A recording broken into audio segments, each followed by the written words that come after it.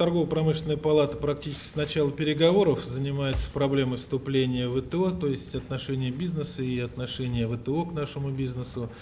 Я могу вам напомнить, ну, если кто-то помнит, конечно, эти времена, первую книгу про ВТО Ипполит Ипполитович Дюмулин, есть такой замечательный профессор в Академии Внешторга, который, в общем-то, один из, наверное, главных специалистов был, наверное, есть до сегодняшнего дня. Мы издавали и распространяли среди торгово-промышленных палат, среди бизнеса, потом несколько раз это повторяли, приглашали его на различные встречи. Тема, которая с момента начала переговоров, в общем-то, 17 или там уже сколько лет назад, она волновала бизнес. И сейчас, конечно, волнует больше всего после того, как мы окончательно приняли решение и, вот, как уже сказали, в августе станем полноправными членами ВТО. Естественно, что в последнее время этих вопросов больше. Чем ближе к моменту подписания, тем больше вопросов у бизнеса. Мы не могли, естественно, стоять в стороне, и это наши члены палаты, которые эти вопросы формировали. Мы провели серию встреч не только здесь, в Москве, а постарались эти встречи организовать вместе с нашими коллегами, которые здесь, вот, кстати, присутствуют, из министерств, из ведомств. Выезжали на места, мы порядка, наверное, 15 городов объехали, я имею в виду вот наша, так сказать, такая бригада, которая проводила встречи с представителями бизнеса, реального бизнеса, с представителями администрации, региональных элит, если так можно назвать. И в процессе вот этого общения у нас родилось твердое мнение, что мы должны организовать канал устойчивой связи с российским бизнесом, который бы позволял анализировать все вопросы, проблемы, которые поступают или которые возникают у нашего бизнеса, обрабатывать эту информацию здесь, в Москве, вместе с нашими коллегами по министерствам, по ведомствам, вместе с юристами.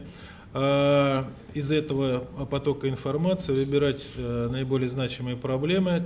Какие-то из этих проблем, видимо, имеют возможность быть просто разъясненными для представителей бизнеса. Какие-то, наверное, из них должны быть сформулированы как проблема перед правительством и соответствующими министерствами и ведомствами, возможно, и перед администрацией президента, перед президентом, как необходимость реагировать на те проблемы, которые возникают в тех или иных секторах российского бизнеса. Опубликован проект федерального закона, подписанный президентом, о ратификации наших обязательств, связанных с членством России в ВТО.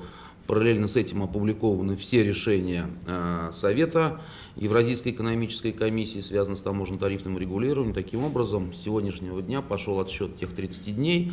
Да, проинформирована Женева, проинформирован Генеральный секретариат ВТО о полном соблюдении России всех своих обязательств и всей процедуры, связанной с уже совсем близким членством России во Всемирной торговой организации. Значит, с сегодняшнего дня пошел отсчет тех 30 дней, после которых вот вся эта теоретическая часть, связанная с участием России в мировом клубе, станет реальностью, станет повседневностью, я бы даже сказал, обыденностью, и которая, соответственно, требует новых подходов. Справедливости ради надо сказать, что торгово-промышленная палата не просто участвовала с первых дней в процессе нашего присоединения, в переговорном процессе, в выработке позиции Российской Федерации. Я не совру, если скажу, что тысячи мероприятий прошли за последние десятилетия, в первую очередь в регионах России, при непосредственном участии и с организацией торгово-промышленной палаты. И для нас было очень важно, что ТПП, я подчеркиваю, никогда безоговорочно не поддерживала и никогда огульно не критиковала присоединение России к ВТО. Всегда это был очень конструктивный разговор о том, что присоединяться нужно, но при этом решая целый ряд проблем внутреннего развития, проблем поддержки своих отраслей. И не присоединяться нельзя, поскольку не участие России в мировом клубе — это такое исключение нас из тех стран, влиятельных стран, которые формируют правила мировой торговли. Первое, что хотел сказать. Второе, конечно же, правительство вдумчиво подходит к этому серьезному этапу.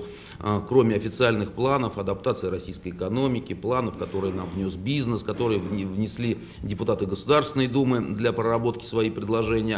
Кроме них существует еще и большая работа по структурным подстройкам исполнительных органов власти, наших загранаппаратов. до 1 августа Минэкономразвития внесет в правительство предложение по серьезной подстройке не только Минэкономразвития, но и наших базовых ведомств, Министерства промышленности и торговли, Министерства сельского хозяйства, наших служб, направленных на реализацию функций государственного контроля. Конечно же, будет организовано представительство во Всемирной торговой организации в Женеве. Конечно же, определенную подстройку получат наши торговые представительства в основных столицах, лидерах, что ли так можно выразиться, Всемирной торговой организации. Поэтому как содержательный, так и организационный блок на таких же серьезных, что ли, парах движется к этой отсечке в ближайшие 30 дней. Ну и последнее, о чем бы хотелось в вступительной части сказать, для нас принципиальным важным видится участие ТПП именно с точки зрения серьезной региональной структуры. Нам бы очень хотелось, чтобы в базовых областях, в ключевых регионах, таких как Дальний Восток, Урал, северо-запад, юг России, филиал или центр представительства, короче говоря, его региональные партнеры пользовались бы еще большим спросом у местного бизнеса, у местных предпринимателей, чем в Москве. Вот наша задача такое содействие оказать торгово-промышленной палате, Центру международной торговли, чтобы его региональное отделение, его региональные представительства, связанные с консультированием по проблематике ВТО, связанным с решением тех или иных проблем, явились таким серьезным мостиком для связи регионального бизнеса, среднего предпринимательства, региональных предприятий с и торгово-промышленной палатой, само собой, но и с центральным аппаратом Минэкономразвития. С сентября наша промышленность начнет жить в условиях Всемирной торговой организации. Мы к этому готовимся уже давно, примерно год. Мы проводим различные совещания, переговоры, встречи, в том числе и с участием ТПП, других органов, общественных организаций бизнеса по адаптации российской промышленности к ВТО. У нас подготовлен план действий. План действий полностью согласован. Он включает и нормативную базу, которую необходимо в ближайшее время принять на уровне федеральных законов, постановлений правительства, других нормативных документов, для того, чтобы наша промышленность плавно могла вступить в Всемирную торговую организацию и получить минимальное количество проблем от этого вступления. Если говорить очень коротко, то те вопросы, которые нас волновали на первом этапе, это снижение уровня тарифа, импортного тарифа, мы попробовали снивелировать эти риски за счет того, что практически все субсидии, по которым мы работаем до сих пор, они остаются. Они входят в разряд специфических, они запрещены Всемирной торговой организацией. У нас там осталась только одна субсидия, по которой мы сейчас работаем, которая является пока запрещенной. Но я думаю, в ближайшее время мы найдем те развязки, которые помогут в будущем развиваться и российской промышленности, и экспорту продукции российской промышленности за рубеж. Я считаю, что одним из важнейших элементов это возможность использовать инструменты и механизмы Всемирной торговой организации. Мы до сих пор, я бы так сказал, полностью не можем пользоваться инструментами защиты. Я думаю, что основным элементом взаимодействия и работы будут, конечно же, специальные защитные расследования, которые можно будет проводить в отношении продукции других стран. Ну и также я уверен, что в отношении те меры, которые действуют в отношении российской продукции, мы сможем пересматривать, в том числе и в суде Всемирной торговой организации. В целом, я бы так сказал, что глобальных системных проблем и рисков мы не видим.